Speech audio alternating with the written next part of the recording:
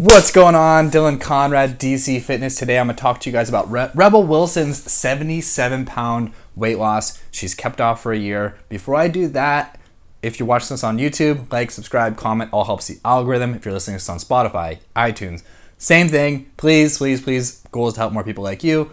More comments, all that stuff I can get. The more people I can help, more people will be exposed to my stuff. So Rebel Wilson, she over a year ago lost 77 pounds. I think she started this journey like 2 years ago. She's kept it off since. She did it with the Mayer diet, which I'm going to talk to you guys what it's about. No, it's not John Mayer's cocaine and cheeseburger diet. It's actually a real MAYR actually diet. So I'm going to talk to you guys about that. Man, like Adele and Rebel Wilson, they lost weight. They got a ton of backlash, and I'm like, in what world are we living in? Like, you're gonna do something healthy and just get like publicly shamed for it. But a lot of experts called this dramatic and not sustainable. I did the calculations. She's losing less than like 2 pounds a week. Like she's like at 1.7 pounds a week. That's not dramatic. That is not dramatic whatsoever. Not sustainable? It depends what you're looking at. But like, you gotta think, a lot of these experts that are making these comments are people, are like RDs and nutritionists. Not that I have anything against them, but they make these blanket statements, and they also like, in terms of how we do our coaching program, we are with our clients every single day in the trenches. Most nutritionists, RDs, that type of thing, they're meeting once a week. We meet with our clients once a week, but we also check with them every single day and talk to them 24/7. So unless you're like toe-to-toe with them in the trenches, you really, you don't really have a grasp on the psychology that happens every single day, every single moment, and what that actually looks like for a client, path, and like success, all that stuff.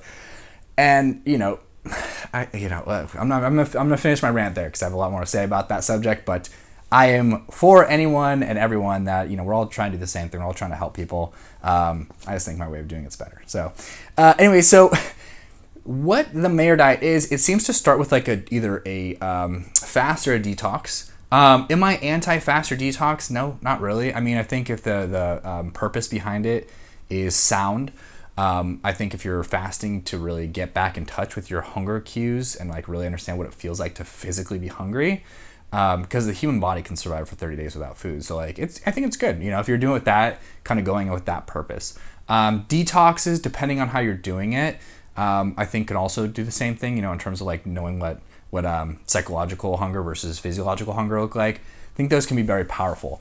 So 3 meals with no snacks, that's the next thing on the Mayer diet. Am I pro or anti? Meal timing doesn't matter for fat loss at all. I think it's more of like, it's person to person, depending on like their lifestyle, their time, if they're hungry in the morning, what it actually looks like. If they're not hungry in the morning, but then they end up like binging at dinner, like, so you just got to take into a person's lifestyle and kind of what their psychology looks like a little bit more.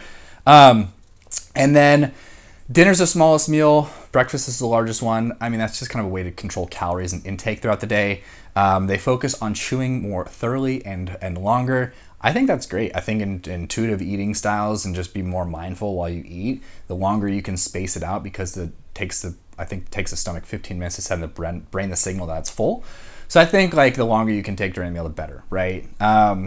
And then, stop when you're satiated, eat whole foods, no raw foods after 3 p.m. The diet seems a lot focused on gut health, which is great for overall health. Maybe 2 to 5% of like for fat loss and weight loss and metabolism. But it really like 2 to 5%, like, you're like majoring in the minors. So do I think this diet's good? Yeah, it's not great. I think there's, different ways to do it. And I think if your goal is weight loss and fat loss, gut health is like a very small part of the chain, but it is part of the chain. So, not horrible.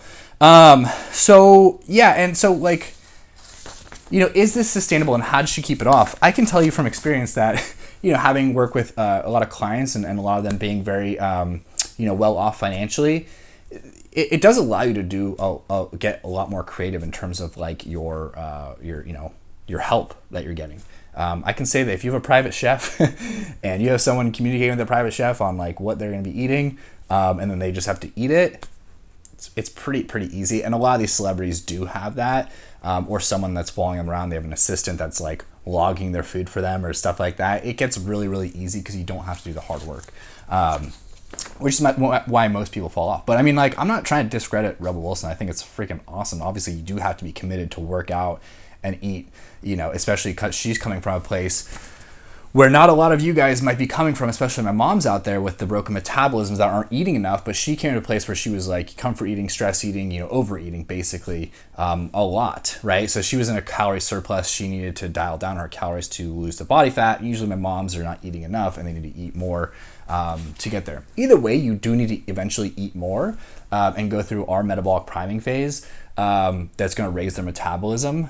You know, after you go in a deficit, your metabolism goes and meets the caloric demand. You do need to metabolic prime, what we do our metabolic priming, or like a reverse diet to bring the metabolism back up. So you have a nice buffer and don't just gain the weight back. And then I would go into like more of a intuitive eating phase, so she doesn't have to keep on a diet. Like, I don't think anyone should be on a diet unless you're, you know, looking for results, you're competing in some like sort of events that rely on your physique, or you aren't to your end goal yet. So like, yeah, I think that she's at her end goal. She needs to do metabolic priming and she needs to do some intuitive eating. So I would give the diet and her path like a strong C+. I'm not saying it's bad. I think it's really good. And like, I'm high five to her for like sticking with it. And, you know, she was being talked down by her team who were trying to typecast her because she always came in with a heavier person that was really funny. And now she's, you know, slimmer, and, you know, they were thinking that, oh my God, this is going to trash her career because she was always like the fat funny one, right? Quote unquote.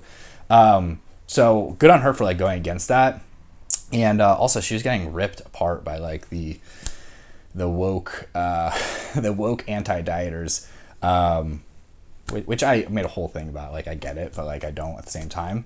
I think we should just be happy. Like, if anyone wants to change their body, and you can understand that, like, you know, if people want body acceptance, right? It needs to be body acceptance for every body and every type of like physique, or if someone wants to change their physique, people have to be okay with that, because that's the whole thing. The whole thing is being accepting of others. And if you're not going to be accepting because someone lost weight, like, you're kind of defeating the whole purpose of what you just created, the whole movement. So anyways, little soapbox extra for you. Good on Rebel Wilson. Stoked on the diet. I'd give it a strong C+. Again, I think there's many other ways to get in a calorie deficit and then go into more of metabolic priming, reverse diet, and then, you know, intuitive eating. So you have to keep being on a diet, quote unquote, for the rest of her life. So anyways, love y'all. Happy rest of the day, and rock and roll.